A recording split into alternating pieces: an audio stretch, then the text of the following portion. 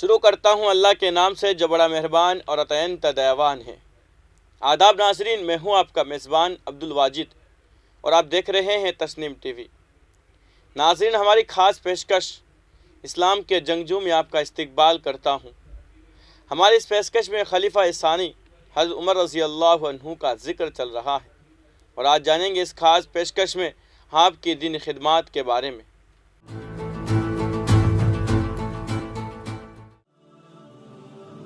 آپ رضی اللہ عنہ قرآن مجید کی تلاوت کے بڑے حریص تھے، لوگوں سے پڑھوا کر سنا کرتے تھے۔ ظاہر ہے ان کے ایسا کرنے سے کس قدر شوق تلاوت لوگوں میں پیدا ہو گیا ہوگا۔ ایک روز گشت کرتے کرتے مسجد کی طرف آئے تو دیکھا کہ کچھ لوگ بیٹھے ہوئے ہیں۔ عادت آپ رضی اللہ عنہ کی یہ تھی کہ عشاء کے بعد لوگوں کو مسجد سے باہر کر دیتے تھے۔ ہاں، اگر کوئی نماز پڑھ رہا ہو تو اس کو چھوڑ دیتے تھے۔ آپ رضی اللہ عنہ نے دریافت کیا کہ یہ کون لوگ ہیں اور کیوں بیٹھے ہیں۔ معلوم ہوا کہ ابی بن کعب رضی اللہ عنہ اور ان کے ساتھ چند لوگ اور ہیں جو اللہ کا ذکر کر رہے ہیں۔ یہ سن کر آپ رضی اللہ عنہ ان کے پاس بیٹھ گئے اور باری باری ہر ایک سے قرآن شریف پڑھوانا شروع کیا۔ ابو سعید مولائے ابو سعد کہتے ہیں کہ سب سے آخر میں میری باری آئی تو میرے اوپر ان کا رعب غالب آ گیا اور زبان بند ہو گئی۔ ان کو انہوں نے محسوس کر لیا اور فرمایا، اچھا تم دعا مانگ لو۔ خود نماز فجر میں بڑی بڑی صورتیں پڑھتے تھے تاکہ لوگ آپ رضی اللہ عنہ کی قرات سن کر سیکھ لیں۔ رمضان سن ہجری 14 میں نماز تراویح کو رائج کیا اور تمام صوبوں کے حکام کو اس کے متعلق فرمان بھیجا کہ اپنے اپنے مقامات میں نماز تراویح کو رواج دے، اور مدینہ منورہ میں نماز تراویح کے لیے 2 امام مقرر کیے، ایک مردوں کی جماعت کے لیے، دوسرا عورتوں کی جماعت کے لیے۔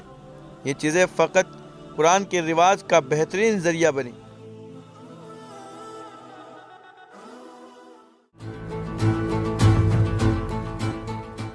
حضرت فاروق اعظم رضی اللہ عنہ نے اپنے 10 سال کی مدت خلافت میں جس قدر تبلیغ اور تعلیم دین فرمائی، اگر کوئی چشم بصیرت سے دیکھنے والا ہو تو وہ کہہ سکتا ہے کہ کوئی دوسرا شخص بھی 20 سال میں بھی اتنا کام نہیں کر سکتا۔ حقیقت میں وہ نبی اور امت کے درمیان تبلیغ دین کے واسطہ کبریٰ تھے۔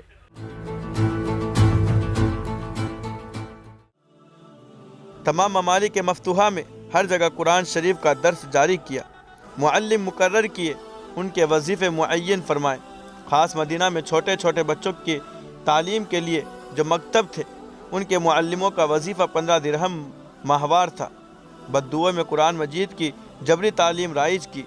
ابو سفیان نامی ایک شخص کو چند آدمیوں کے ساتھ اس کام پر مقرر کیا کہ قبائل اعراب میں دورہ کرے اور ہر شخص کا امتحان لے، جس کو قرآن مجید بالکل یاد نہ ہو اس کو سزا دے۔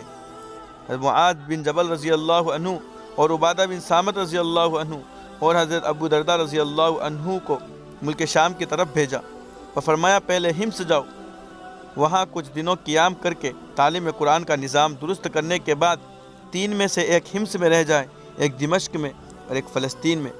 چنانچہ ایسا ہی ہوا۔ حضرت عبادہ رضی اللہ عنہ حمص میں رہے اور حضرت ابو درداء رضی اللہ عنہ دمشق میں اور حضرت معاذ بن جبل رضی اللہ عنہ فلسطین میں رہے۔